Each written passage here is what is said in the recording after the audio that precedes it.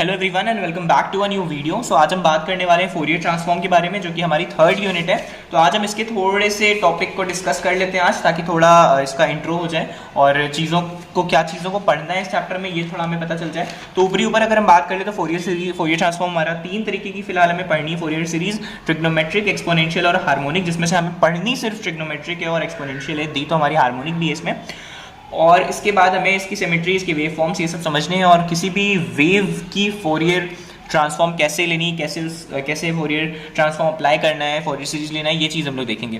तो सबसे पहले हम लोग डिस्कस कर लेते हैं कि जो फोरियर ट्रांसफॉर्म है, इसको कैसे लिखा जाता है। तो एक्स टी इज रिवर्सिबल लिखा जाता है मोस्टली, क्योंकि उसका इन्वर्स भी सेम ही होता है, तो तुरंत उसका इन्वर्स एक्शन भी सेम है। ठीक है, तो x T is x J omega, चाहे तो आप एक्स ओमेगा भी लिख सकते हैं, उसमें कोई इशू नहीं है। जे बस एक ऑपरेटर है, वो दिखाता है, और ओमेगा तो आपको पता है, omega is equals to 2πf। ठीक है, अब यहाँ पे हमें अगर फोरियर रिप्रेजेंटेशन करना है किसी सीरीज का, मतलब फोरियर रिप्रेजेंटेशन करना है, x T is equals to हम क्या लिख सकते हैं, समेशन माइनस इन्फिनिटी से इन्फिनिटी एक्स टी ई की power j n omega t. ठीक, तो ये मेरी एक रिप्रेजेंटेशन हो गई छोटी सी, जो कि आपको जहन में बस अपने रखनी है। ठीक है, अब अगर हम लोग आगे चलें तो हमारी जो तीन हिस्से में फोरियर डिवाइडेड है फोरियर सीरीज, वो पहली तो है मेरी ट्रिगोनोमेट्रिक फोरियर सीरीज, सेकंड है मेरी कॉम्प्लेक्स एक्सपोनेंशियल या फिर एक्सपोनेंशियल फोरियर सीरीज, और थर्ड है हार्मोनिक फोरियर सीरीज। ठीक है, तो पढ़नी हमको दो है पहले की, तो इन दोनों को छोड़ देते हैं, आते हैं ट्रिग्नोमेट्रिक पे। ट्रिग्नोमेट्रिक फोरियर सीरीज, अब ये सीरीज आपने पहले सेमेस्टर में पढ़ रखी है अपने मैथ्स 1 में, नहीं पढ़ी है कोई बात नहीं, अभी पता चल जाएगा क्या होती है। तो जो पढ़ा लिखा है वो भी यहाँ पे काम करेगा, और जो नहीं पढ़ा है वो भी लिख ले। तो यहाँ पे क्या है, x T is equals to क्या लिखते हैं हम लोग, A not plus summation N is equals to 1 to infinity A N cos N omega not T plus summation N is equals to 1 to infinity B N sine N omega not T. अब जो कम मेहनत करना चाहता है वो summation को एक जगह करके ब्रैकेट बना ले। ठीक है, उसके बाद अब यहाँ पे A not A N B N कैसे निकाला जाता है, ये भी आप लोगों ने पढ़ा है, नहीं पढ़ा है तो भी कोई बात नहीं। A nought is equals to 1/t integration t nought limit जो भी दे रखी है आपको, है ना, एक्स टी डी टी। उसके बाद ए एन कैसे निकाला जाता है, 2/t इंटीग्रेशन जो लिमिट है जैसे टी नॉट की, तो मान लेते हैं जो भी लिमिट होगी आपकी, x t d t x t cos N omega not t d t. Omega naught से मत कंफ्यूज हो जाएगा, ओमेगा नॉट भी बस वही ओमेगा ही है, 2πf उसको भी आप लिखेंगे।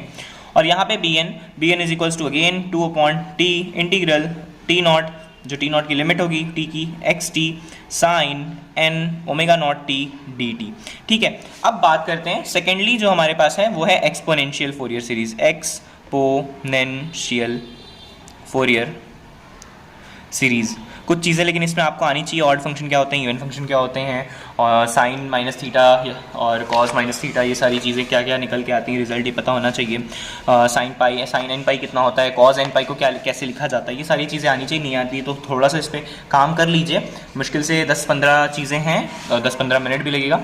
और अगर वो भी अगर नहीं कर पाएंगे तो हो सकता हो इतने 2-3 क्वेश्चन इसमें होंगे हर टॉपिक्स पे, तो 4-5 क्वेश्चन अगर हुए तो हो सकता हो शायद उसमें कवर हो जाए।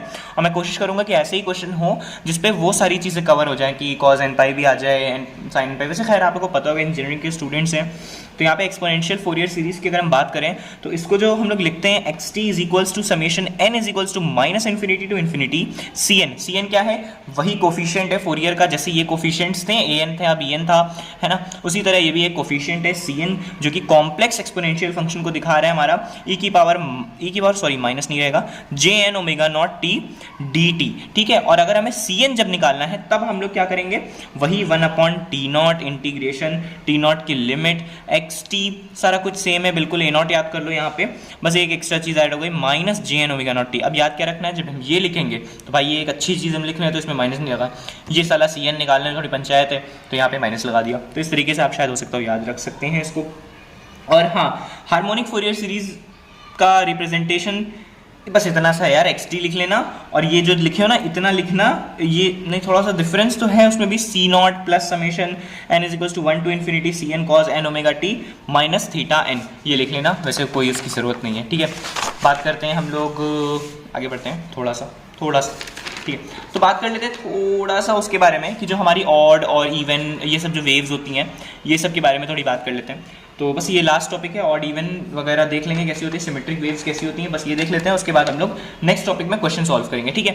तो एक देख लो पहली चीज़ कि ये जो एक कैसा ये ग्राफ बनाते हैं, एक ये मान लो ऐसा है ना, ये अब देखो क्या है इसमें, जो एक्स एक्सिस है और ये जो वाई एक्सिस है, अब देखो एक्स एक्सिस पे जितना आधा ऊपर है जितना उतना नीचे आधा है ना, पॉजिटिव आधा है तो नेगेटिव भी आधा है, तो मतलब इसको हम कह सकते हैं सिमेट्रिक अबाउट एक्स एक्सिस है ना, सिमेट्रिक है ना, तो लिख दिया यहाँ पे सिमेट्रिक है ना अबाउट एक्स एक्सिस। इसका मतलब कि अगर जब हम इसका ए नॉट निकालेंगे तो वो जीरो आ जाएगा। क्यों जीरो आ जाएगा? क्योंकि ये सिमेट्रिक है अबाउट एक्स एक्सिस। उसके बाद ये वेव कि अगर हम ध्यान से देखें तो देखो जैसे ये यूं बिल्कुल ऐसे बटी हुई है, आधी इधर को इधर, मतलब थोड़ा दिखने में थोड़ा अच्छी सी लग रही होगी तुम्हें, है ना, बिल्कुल हाफ पोर्शन में बटी हुई है। कोई भी पोर्शन इसका स्लाइड्स अभी लेफ्ट शिफ्ट नहीं ले रहा, राइट शिफ्ट नहीं ले रहा। इसका देखो तो जो हाफ पॉजिटिव हाफ नेगेटिव बिल्कुल सेम जगह लाई कर रहा है, सेंटर से नहीं कट रहा है। अगर सेंटर से कट रहा होता तो ये इवन सिमेट्री ऑड सिमेट्री हो जाती। फिलहाल के लिए इसको हम लोग इवन सिमेट्री बोलते हैं। ये एक इवन सिमेट्री है, ठीक है। इवन सिमेट्री एक दो और इवन सिमेट्री देख लेते हैं। जैसे देखो एक इवन सिमेट्री ये होती है, देखो मेरी किस्मत कितनी अच्छी है, खत्म हो गई पेन, है ना। देखो ये इवन सिमेट्री, उसके बाद और इवन सिमेट्री एक दो कर लेते हैं। ये देखो ये एक कैसे ले, ये ले लेते हैं एक, ये देखो इवन सिमेट्री है ना, एक ऐसी ले लेते हैं इवन सिमेट्री। कैसे ले लेते हैं यार, स्क्वायर वेव्स ले लेते हैं। ये इसमें दो चीज़ डिस्कस हो जाएगी।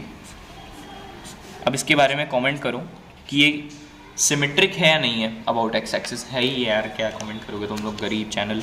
उसके बाद हम लोग बात करेंगे ऑड सिमेट्री की। ऑड सिमेट्री भाई, ऑड सिमेट्री अब मान लो यही चीज़ ऐसे हो गई। अब ये सिमेट्रिक अबाउट एक्स एक्सिस भी है और एक ऑड भी है। मान लेते हैं कोई वेव ऐसे आ रही है, ये भी ऑड हो गई। मान लेते हैं कोई वेव, और क्या भी, बस इतना बहुत है ना। तो ये बस इतनी सी बात है, इतनी सी वीडियो बनी हमारी छोटी सी 7-7.5 मिनट की, जो कि बहुत ही नॉर्मल से टॉपिक्स को भी कवर किए। क्वेश्चंस हम लोग नेक्स्ट टॉपिक से बात करेंगे क्वेश्चंस के बारे में, ठीक है। तो thank you so much for watching this video. अच्छी लगी हो तो जो भी मन करे वो कर देना।